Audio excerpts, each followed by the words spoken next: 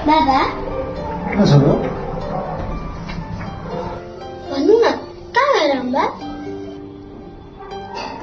चुनावको कार्यक्रम छ नि छोरी यहीँ गएर क्या ए त्यसो हो ल भन्नु त बाबा कसको मासु भात खायो कति पैसा पायो ल भन्नुहोस् त एकचोटि मेरो अनुहार राम्रोसँग हेर्नु त मेरो भविष्यको चिन्ता तपाईँलाई यसरी नै देश चल्यो भने हाम्रो भविष्य के होला त सोच्नु भए तपाईँले बाबा हिजो विकल्प थिएन नि आज छ नि परिवर्तन आफैबाट सुरु गर्नुपर्छ बाबा यसपालिको भोट दायाँ बायाँ होइन घन्टीमै हुनुपर्छ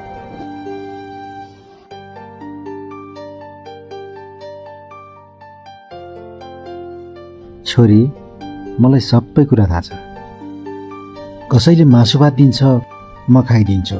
कसैले पैसा दिन्छ त्यो पनि लिइदिन्छु तर भोट भने घन्टीमै जान्छ छोरी ओके बाबा बुझ्नुभयो यसपालिको भोट चाहिँ घन्टीमै हुनुपर्छ तपाईँहरूको चाहिँ के छ विचार यसपालिको भोट